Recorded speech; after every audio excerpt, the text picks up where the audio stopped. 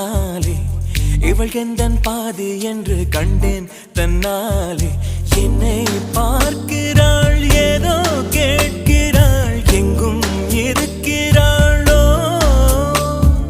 கண்ணால் சிறு